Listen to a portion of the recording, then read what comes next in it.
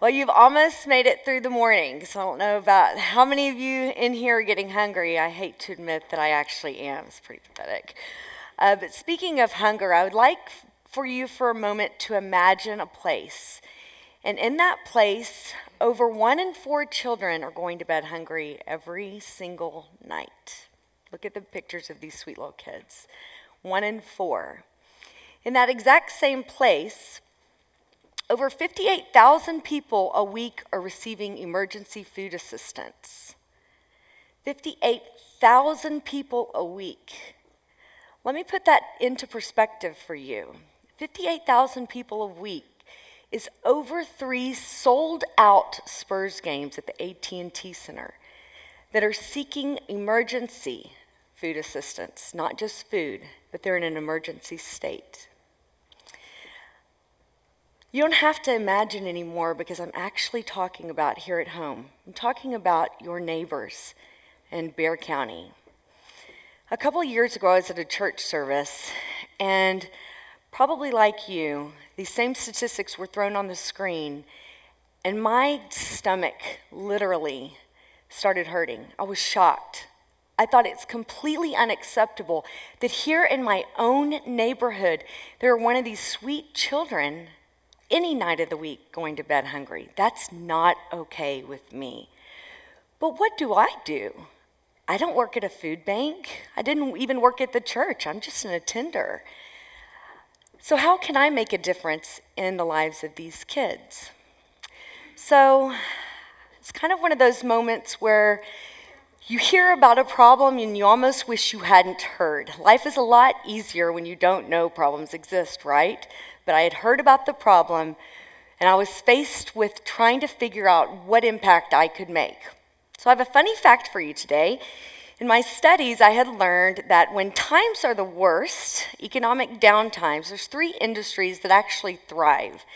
And those are alcohol, tobacco, and cosmetics. Pretty ironic what we won't go without when we're having money problems, right? So I realize we've got a problem with hunger, and I realize there's industries that actually do well during times when people that are hungry are probably the most hungry. And so I was on a girls' trip in Chicago, and I woke up in the middle of the night with this aha moment. I know, he's pretty cute, huh? Could I take a bottle of wine, which is a luxury item for most, and turn it into something that could help people that are in need? And so I want you to think about this as I have this aha moment. Here is my disclaimer. I had determined I thought a bottle of wine was a good idea. I don't know much about wine at this point, and I actually still don't really know that much about wine except for how to drink it pretty well. And so I want you to envision again, I'm at this crossroads, and I have these 2 pictures of hallways because I want you to truly capture what I was going through. If you look at the light hallway, imagine that is me before I knew the hunger rate. That's really where I wanted to go. I wanted to put the earmuffs on and pretend I had never heard about it. But then I had determined, wow, maybe I can do something with the bottle of wine.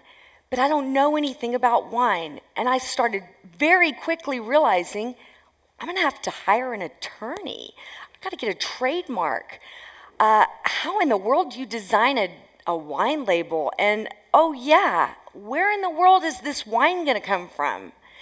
But I kept thinking about those kids and how I was truly, truly thinking it's unacceptable.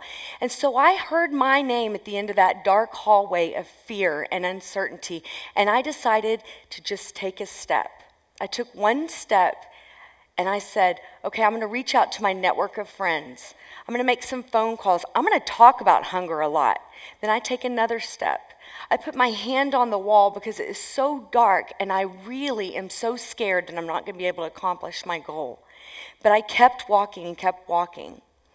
Ironically, in my kitchen, I have a chalkboard that I put little sayings on to stimulate conversation. And during the walk through this dark hallway, I had this up. What would you attempt to do if you knew you would not fail? There was a time when I was in that dark hallway of fear and uncertainty, I literally had to sit down and look back to make sure the light was still on in that light hallway because I didn't know if I was capable of doing it. But every day I left my house, I saw this phrase, if I think it's 100% certain that I will have success, would I stop now? Well, I'm very excited to tell you I didn't. I kept taking those baby steps through that fear, and I ended up creating a wine label that for every bottle sold, it impacts that local community and provides meals to those kids and people that are hungry within that place that it's purchased. So at the end of the hallway of fear, there was a big light that not only shone on me personally, but year to date, over 63,000. Actually, I just got the numbers, and it's over 70,000 people have received food because of this label.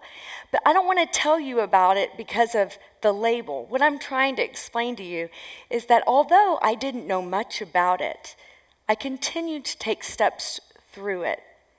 And because of that, an impact was made. And I want to challenge you. Everybody has things that we're compassionate about, right? And that we get fired up. What would get you through that dark hallway when you hear something that you think is truly unacceptable? And as you think about that, I challenge you to write this phrase down and think about your own lives. And imagine that there are no limits to what you, even as one person, can do. And ask yourself every day, what would you attempt to do if you knew that you could not fail? And I challenge you to go and do it. And here's to you and your success. Cheers. Thank you guys so much.